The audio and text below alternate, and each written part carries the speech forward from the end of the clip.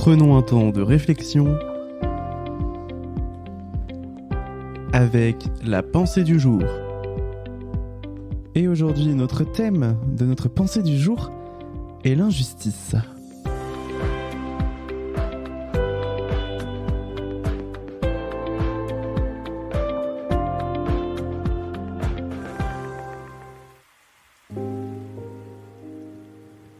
Et nous débutons notre pensée du jour, comme à notre habitude, par la lecture d'un verset biblique qui nous dit « Que dirons-nous donc ?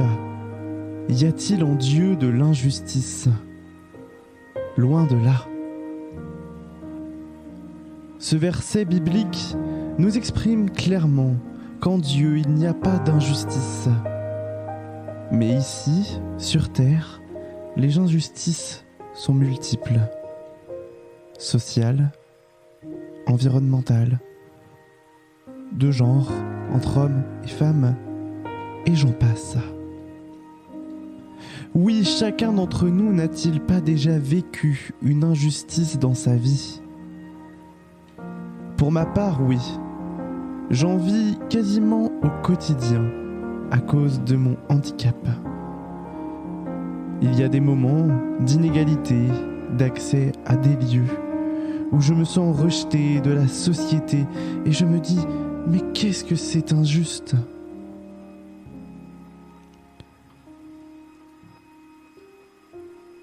L'injustice, je me suis posé cette question, ne serait-ce pas au fond un ressentiment intérieur ? C'est ce que je pense, du moins en partie. Quelque chose qui me semble injuste ne sera pas forcément perçu comme tel par une personne dans la même situation. Quelle notion difficile que l'injustice si chacun ne perçoit cette injustice de la même manière.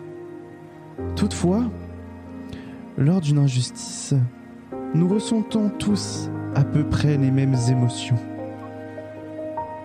Du désarroi, de la tristesse ou de la colère. Nous l'exprimons différemment, certes, d'autres la gardent en eux, certains l'expriment verbalement ou même jusqu'à physiquement. L'injustice est souvent à charge d'une personne. Souvent, on se dit « ce que tu as fait est vraiment injuste. Tout ce qui est mis en place est injuste. » Cela sera alors responsable de querelles, d'emportements, d'énervement, d'envenimement. Je crois que dans ces situations d'injustice, nous nous emportons. Et notre interlocuteur également, car il se sent attaqué. Et par un mécanisme de défense, il attaque également.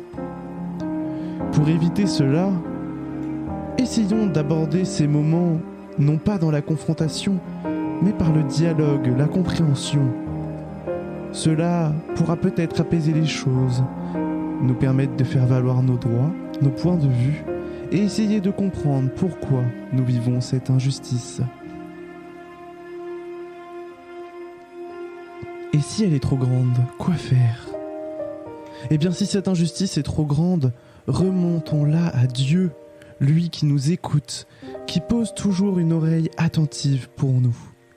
Il est dit dans le verset qu'il est loin de l'injustice. Oui, je le crois. Dieu est un Dieu juste et bon pour nous et pour tout le monde.